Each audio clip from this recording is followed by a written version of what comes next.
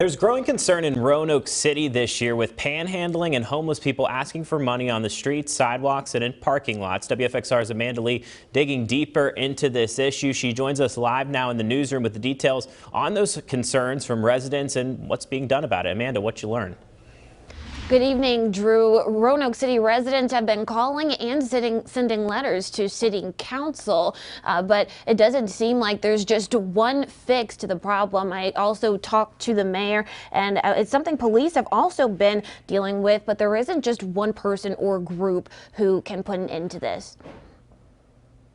People are often standing on this corner at Hirschberger and Rutgers, walking past the cars, asking for money. Salem area resident Diane Ribble frequently comes to Roanoke. She's often accosted by panhandlers asking for money. It's gotten to the point that she's been calling the city and showing up to council meetings asking what can be done about the problem. This area is tough for business owners. It's tough for consumers to come in. There's a safety issue.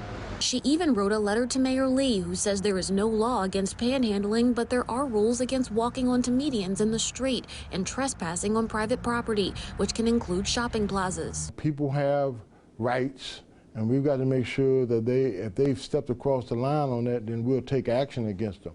But it's up to the private businesses to have people not trespass on their property. Miguel Muse-Poston says he's most worried about homeless beggars doing more than just asking for money. They're going ahead to take needles, shooting themselves right here in the parking lot. Criminologist Dr. Todd Berg says the answer to ongoing situations may not be as simple as just calling the police. We've got to work with other agencies to resolve these type of issues. He says most panhandlers aren't homeless and most homeless people are not panhandlers, so there can be a variety of issues to address. Mental health professionals, substance abuse counselors, juvenile services. He says do call police if you feel unsafe. When it becomes a confrontation, the touching, the intimidation, the verbal abuse, then law enforcement may certainly get involved.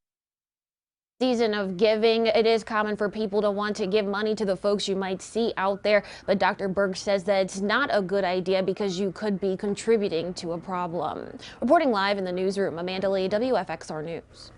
All right, Amanda, thank you. And Roanoke City Council often expresses concern for people who are panhandling on those islands located in those busy traffic areas. Mayor Lee advises against it, saying walking around or near busy traffic can lead to dangerous accidents.